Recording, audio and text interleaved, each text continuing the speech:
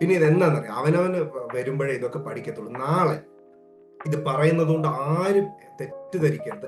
നാളെ 10 സവർണ പാസ്റ്റർമാരുടെ മക്കൾ LGBTQ ആന്ന് പറഞ്ഞു കഴിഞ്ഞാൽ ഇത് തീരും, ഈ വെറുപ്പും എല്ലാം തീരും. ഇത് പാവപ്പെട്ടവന്റെ മക്കള് ഗേ ആകാൻ പറ്റത്തില്ല, പാവപ്പെട്ടവന്റെ മോക്ക് ലെസ്ബിയൻ ആകാൻ പറ്റത്തില്ല, പാവപ്പെട്ടവന്റെ മോക്ക് ലിപ്സ്റ്റിക് ഇടാൻ പറ്റത്തില്ല, പാവപ്പെട്ടവന്റെ മോക്ക് സ്വർണ്ണം ഇടാൻ പറ്റത്തില്ല. ഇവരുടെ മക്കൾക്ക് ആയി കഴിഞ്ഞപ്പോ ഇപ്പൊ പെന്തിക്കോസുകാർക്ക് സ്വർണ്ണവും ഇടാം.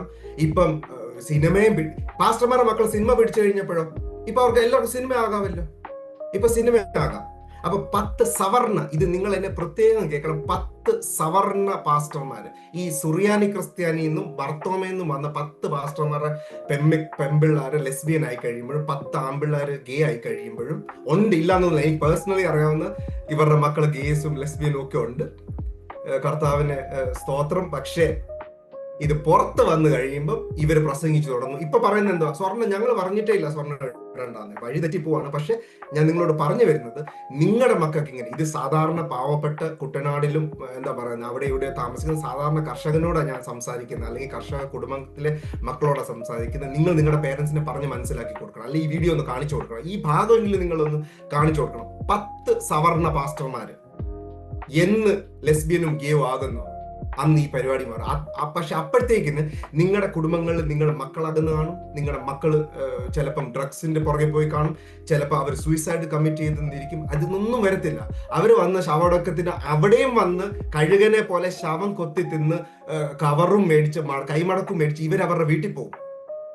എന്നിട്ട് അതേ പൈസ കൊണ്ട് അവരുടെ മക്കൾക്ക് ലെസ്ബിയനും ഗേയും കാര്യങ്ങൾ ചെയ്യാനുള്ള സൗകര്യം ഇവർ ഒപ്പിച്ചു കൊടുക്കുകയും ചെയ്യും. ഞാൻ പറയുന്നത് എനിക്ക് ദുഃഖമുണ്ട്, പേഴ്സണലി അനുഭവിച്ചുകൊണ്ട് പറയുന്നതാണ്. അവരുടെ മക്കൾക്ക് വന്നു കഴിയുമ്പോൾ ഇതൊക്കെ പ്രശ്നമില്ലാതാവും, പിന്നെ നിങ്ങൾ വിഡ്ഢികളാവും. ജേക്കബ്, അതിനകത്ത് ഒരു വാസ്തവമുണ്ട്. Sorry to interrupt you. പ്രത്യേകിച്ച് ഈ ഇവിടെ അമേരിക്കയിലൊക്കെ, അപ്പൊ നേരത്തെ ജേക്കബ് പറഞ്ഞു transgender generally accepted in India. എന്നാൽ US അത്ര അക്സെപ്റ്റഡ് അല്ലായിരുന്നു. കാരണം അവർക്ക് ഇതൊരു സ്ട്രേഞ്ച് ഒരു ഫിനോമിന ഇപ്പോഴും. പക്ഷെ എന്നാൽ ഒരു കാലത്ത് ഈ റൈറ്റ് വിങ് ഫണ്ടമെന്റലിസ്റ്റുകാരുടെ ടാർഗറ്റ് എന്ന് പറയുന്നത് ഗേ ഹോമോസെക്ഷൽസ് ആയിരുന്നു.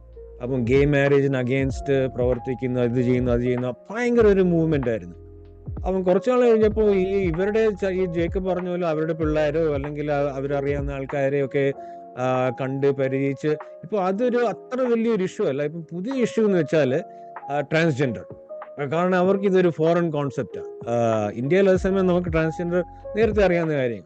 അപ്പോൾ ഇത് സമയം മാറുന്നതനുസരിച്ച് പിന്നെ നമുക്ക് പരിചയപ്പെട്ട ആൾക്കാർ ഇങ്ങനെയൊക്കെ ചെയ്യുന്നു അല്ലെങ്കിൽ ഇങ്ങനെ ഉണ്ടെന്ന് അറിയുമ്പോൾ ആ ഇഗ്നോറൻസ് ചിലപ്പോൾ മാറി വരും. അല്ലെങ്കിൽ എൻ്റെ മക്കൾ ചെയ്യുന്നു അപ്പോൾ ഇറ്റ്സ് ഓക്കെ, അങ്ങനെയും ഒരു സ്ട്രീമില ഇങ്ങനെ ആൾക്കാർ പോകും. അങ്ങനത്തെ ഒരു ട്രെൻഡ്. നേരത്തെ പറഞ്ഞ പോലെ ആഭരണം ഇടുക. ഇവിടെയൊക്കെ അമേരിക്കയിലാണെങ്കിൽ ഞങ്ങൾ പോകുന്ന ചർച്ചിൽ എല്ലാവരും ഇപ്പോൾ റിങ് ഇടാൻ തുടങ്ങി, അതായത് സ്ത്രീകള്.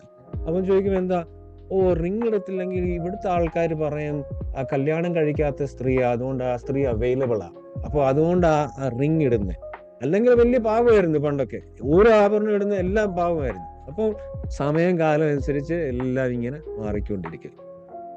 നീൽ, ഞങ്ങളുടെ ഒരു പരിചയത്തിലുള്ള ഒരു പാസ്റ്ററിന്റെ മോള് സ്വർണ്ണം ഇട്ട് തുടങ്ങി. എന്നിട്ട് ഇപ്പൊ ഇവർക്ക് അത് സഹിക്കാൻ വയ്യാതായിട്ട് ഇവരോട് ചോദിച്ചു, നിങ്ങളുടെ മക്കൾ സ്വർണ്ണം എടുത്തു. അത് മിനിസ്ട്രിക്ക് പോകുമ്പോ അവിടെ സ്വർണ്ണം ഇട്ടില്ലെങ്കിൽ നിങ്ങൾ ആൾക്കാരെ നമ്മൾ പിന്നാക്കാണോ തിന്നുന്നത്? ഇവരുടെ വിചാരം അതാണ്. നമ്മൾ പിന്നാക്ക് തിന്നുന്ന ആൾക്കാരാണ് ഇവരുടെ വിചാരം. അരിയാഹാരം തിന്നുന്നവരില്ലാന്ന് ഇവരുടെ വിചാരം. ഇവർ നമ്മളോട് പറഞ്ഞു ഒപ്പിച്ച കാര്യം എന്താണെന്നറിയോ? അത് അവിടെ മിനിസ്ട്രിക്ക് പോകുമ്പം അവര് വല്ലതും വിചാരിക്കും, അതുകൊണ്ട് സ്വർണ്ണം ഇടുന്നതാണ്. അപ്പൊ ഇവർ ഇതും പറഞ്ഞ് എന്തും പറഞ്ഞ് നമ്മളെ വിഡ്ഢിയാക്കിയിട്ട് അവരുടെ കാര്യം എത്തും. സോ പ്ലീസ്, എന്നെ കേൾക്കുന്ന സാധാരണ വിശ്വാസിയും അവരുടെ മക്കളും ഇത് കേൾക്കണം. ഇത് കേട്ട് കഴിയുമ്പോൾ നിങ്ങൾ ചിന്തിക്കണം, അവരുടെ മക്കൾക്കാകുമ്പം ആകാനുള്ളതല്ല നിങ്ങളുടെ ലൈഫ്. നിങ്ങൾ നന്നായിട്ട് ജീവിക്കാൻ നോക്കുക.